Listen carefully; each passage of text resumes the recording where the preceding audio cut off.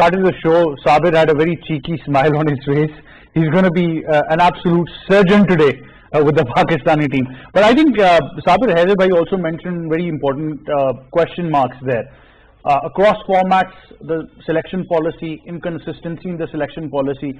Then we've often said that we focus so much on T20 and one-day international cricket that when it comes to the longer format, despite one or two notable performances, we're absolutely lacking quality there.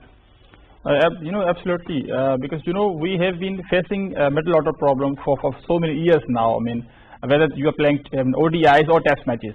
To be very honest, Pakistan basically does not deserve to be in the World Championship final because you don't have a middle order world class batsman. You cannot rely on Babar Azam again and again because he is the only individual basically who has been performing for last more than 2 years. I mean, if you are asking about the averages.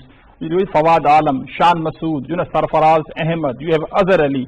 No one has the average more than 48. I mean, so I mean, if you are suffering from middle order batsmen, you are suffering from opening partnerships as well. So I mean, there has been lots of issues with Pakistani cricket because the main problem might be because PCB is not focusing on Test matches. Because to be very honest, we have seen in past PCB basically deduct some number of Test matches and included some T20s.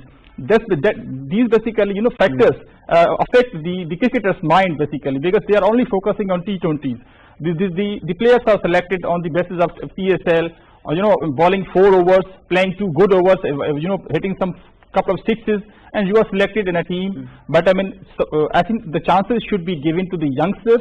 The Mohammad Yusuf's responsibility should be in National Cricket Academy, to be very honest, because Mohammad Yusuf always talked about Asad Shafique.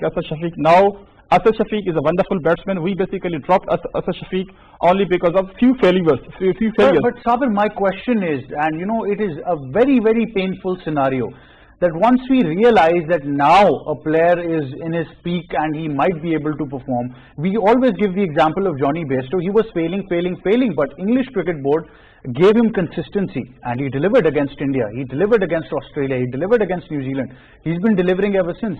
So when that prime time comes for a player to be part of that, it was the prime time now where Asad Shafique would have been very, very important for you, at least for the next 2 years. But immediately we said we don't need him anymore.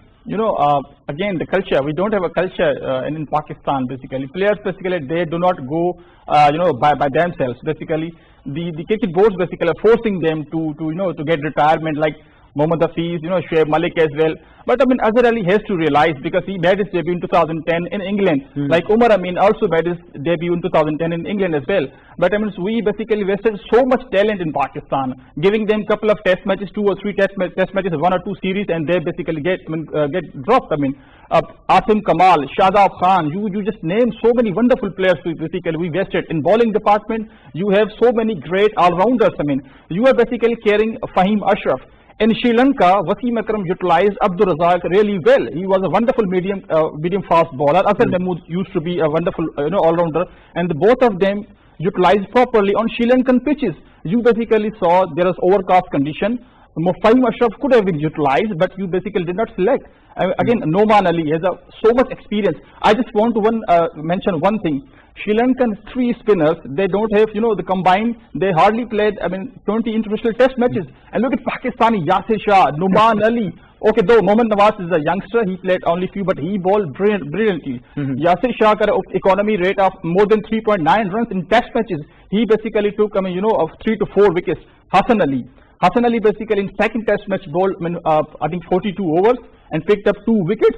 Again, the run rate, more than 4. And on the Test matches, you have basically do not rely on your individual performance. So it's really disappointing because you are giving so much chances. Fine, giving chances and backing is another thing. You basically mentioned the example of Johnny Bairstow.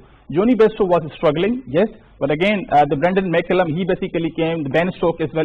Both of them basically gave so much confidence to Bairstow.